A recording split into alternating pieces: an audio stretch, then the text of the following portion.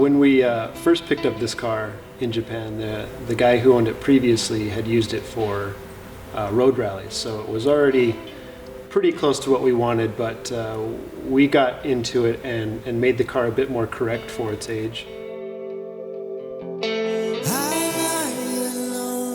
It feels like it's the real deal, and that's kind of the way we've built it, is to be as close as we can to an era correct build.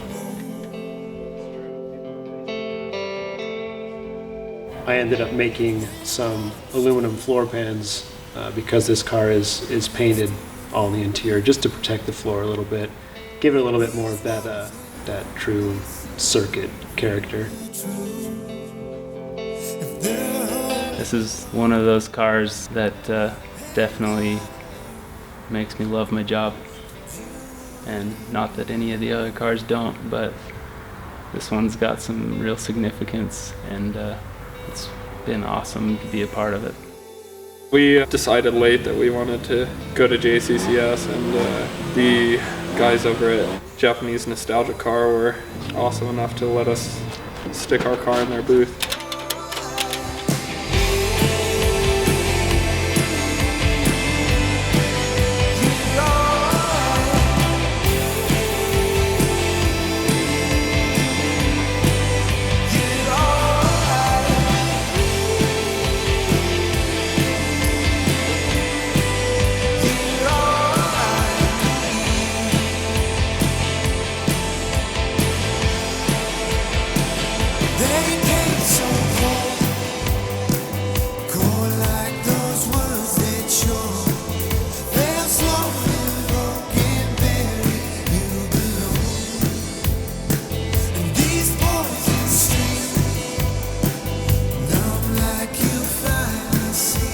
Last year, we drove 2 cars and trailered 2. Being that we're from Salt Lake City, it's about a 750-mile drive, and we like to drive them as much as we can, but sometimes you get cars that if something fails, you can't just go to Napa and pick up a part.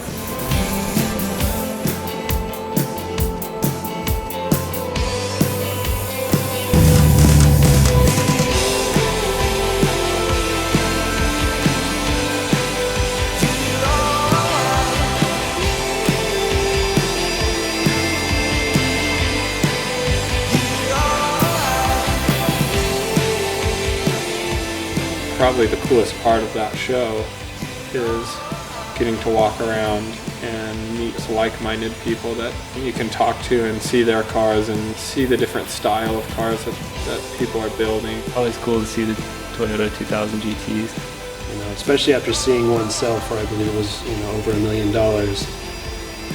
To see 3 in one place is pretty great.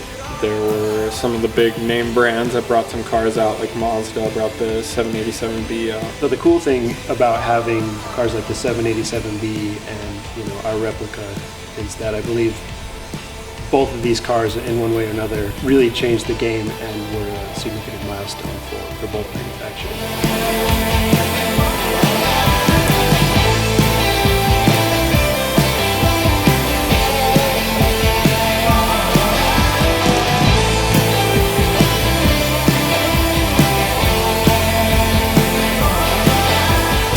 The thing that I love so much about going to the Japanese classic car show is that you get to see all varieties of people's interpretation of how they think these cars should be.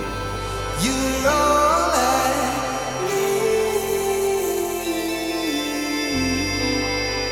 need. You're all